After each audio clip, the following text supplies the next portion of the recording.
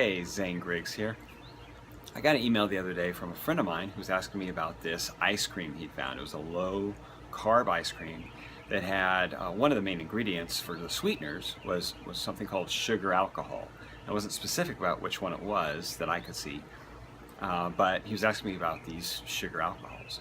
Now, sugar alcohols are sweeteners you'll find in a lot of low carb foods that are meant to be sweet. So anything that's kind of sweet, like an ice cream or maybe a cookie, some kind of yogurt, they might use sugar alcohol to lower the calorie content while still retaining the sweetness. A lot of them have about 40 to 50%, 60% of the calories that sugar does. So they're not no calorie. Okay, most of them have, like I said, 40 to 60% of the calories of sugar. So if you're looking at 5 grams of sugar versus 5 grams of sugar alcohol, most of them would have 40-60% of the calories associated with the same amount.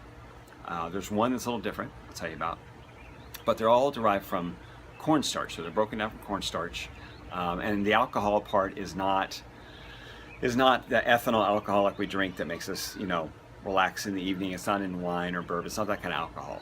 It's just what it turns out to be, a form of alcohol broken down from the corn that we cannot digest very well, which is why we don't pull a lot of calories from it, and most of them do not affect our insulin to the same degree that sugar does, or some of them have very little effect on insulin because we don't have the enzymes to break them down and digest them. Of course, this also causes the possible side effect. Well, not everybody has it, and you probably have to eat a lot of it to have this, but it can cause some stomach upset because we can't digest it. We don't have the enzyme to break it down. So for some people, it could send them right into the bathroom. It might make you nauseated. It could go either way. Let me put it that way. I'm never really sure until you eat too much of it. But for most people, it's tolerable. Okay, and really a good alternative to sugar. Now there's 4 main ones out there you probably find on ingredients if they're listed.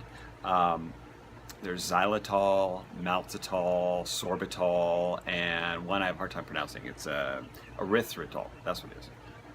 So maltitol is probably the worst of them. It still only has about 50% of the calories of sugar, but it has the highest effect on our insulin. So it has the highest glycemic index. So it's basically because we have the enzymes to break it down, and it just seems to trigger that like an insulin increase, actually more so than fructose. It's not as high as glucose, not as high as table sugar, of course, but if it's higher than straight fructose, which is pretty high compared to some of the other sugar alcohols, which have a very, very low effect on insulin overall. You've probably seen xylitol in chewing gum because it kind of has a minty taste. So they put in a lot of sugar-free chewing gums. The best one is that erythritol, the one I had a hard time pronouncing.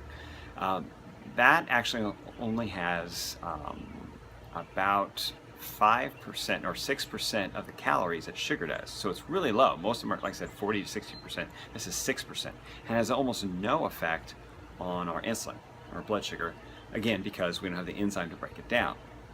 It's actually one of the better ones, if not the best, as far as the sugar alcohols go. It's actually the main ingredient in Truvia, which you may not realize because Truvia says on the side that it's a stevia-based product. Well, stevia is a lesser ingredient than erythritol. Erythritol is the main ingredient, the sugar alcohol in Truvia.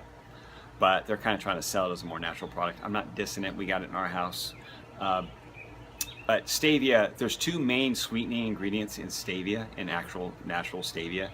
If you buy stevia, there's 2 compounds, I should say, in stevia.